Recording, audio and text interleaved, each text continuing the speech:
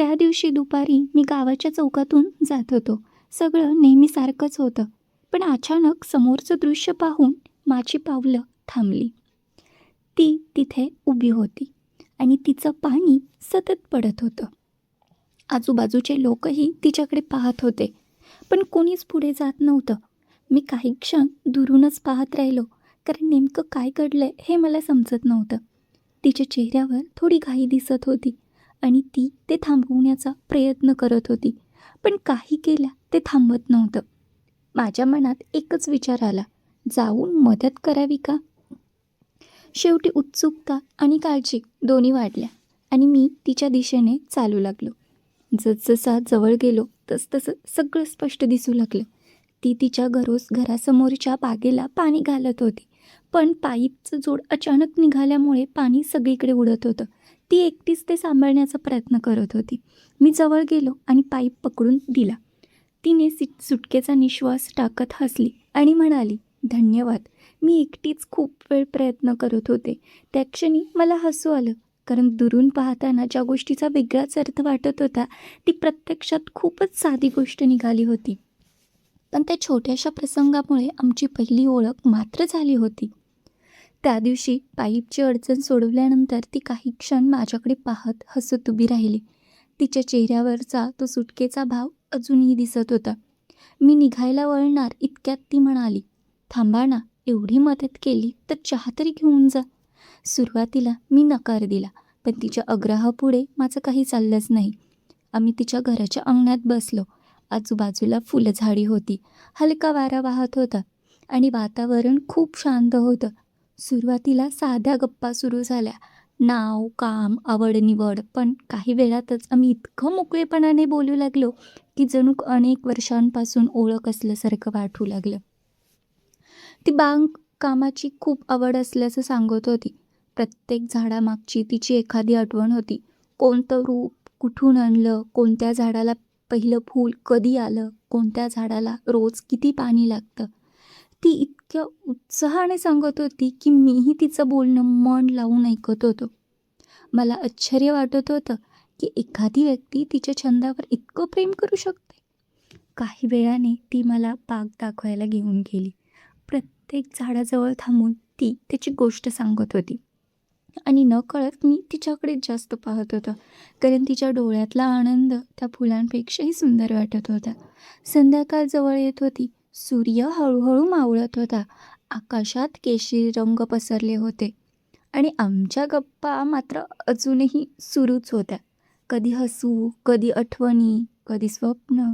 विषय बदलत होते, पण वेळ कसा जात होता ते कळत नव्हतं. शेवटी मी निघायला उठलो तेव्हा ती म्हणाली, उद्या येशील ना? काही रोपं लावायची आहेत. मी हसत होकार दिला, कारण त्या क्षणी मला जाणवलं होतं की मी उद्या फक्त रोपं पाहायला येणार नव्हतो, तर तिच्यासोबत पुन्हा वेळ घालवण्यासाठी येणार होतो.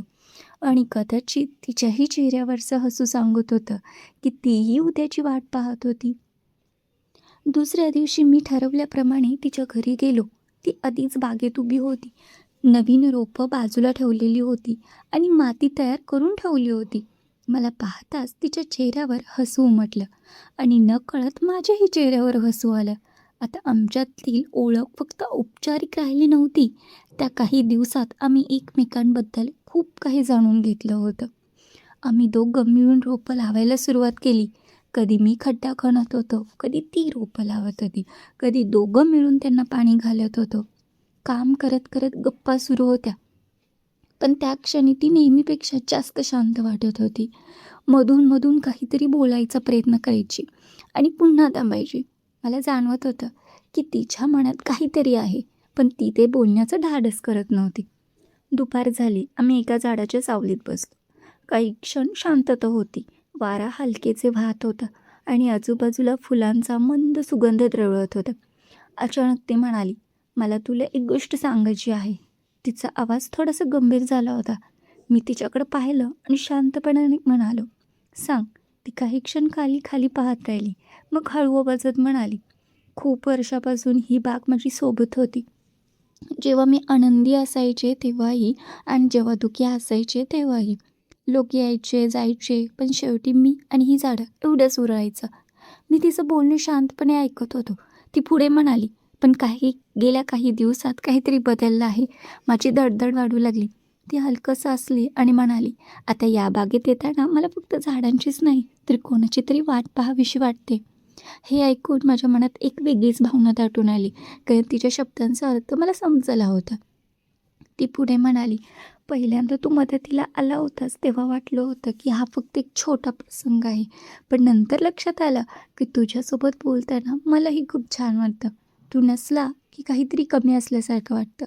त्या क्षणी वेळ जणू थांबून गेली होती. मी तिच्याकडे पाहत राहिलो. तिच्या डोळ्यात प्रामाणिकपणा होता, कसलाही दिखावा नव्हता, फक्त मनातल्या मनात भावना होत्या. मी हलकंसं हसून म्हणालो, माहिती आहे माझीही अवस्था तशीच आहे. हे ऐकताच तिच्याही चेहऱ्यावरचं हसू आणखी खुललं. त्या क्षणी आम्ही दोघं काही बोलू नये, कारण आवश्यक ते सगळं बोललं गेलं होतं. संध्याकाळी होत आली होती. मावळता सूर्याचा प्रकाश त्या नव्या रोपांवर पडत होता आणि मला जाणवत होतं की जशी ती रोपं आता रुजणार होती, तसंच आमचं नातंही एका नव्या सुरुवातीकडे जात होतं. काही महिन्यानंतर ती बाग आणखी सुंदर झाली, फुलांनी बहरली. पण त्या बागेतील सर्वात सुंदर गोष्ट फुलं नव्हती, तर तिथे सुरू झालेली आमची कहाणी होती. कारण कधीकधी आयुष्यातील मोठ्या गोष्टींची सुरुवात अगदी छोट्या प्रसंगातून होते. एका तुटलेल्या पाईपमधून पडणाऱ्या पाण्यापासून सुरू झालेली ओळख हळूहळू मैत्रीत बदलली आणि त्या मैत्रीने आयुष्यभराची साथ मिळवून दिली.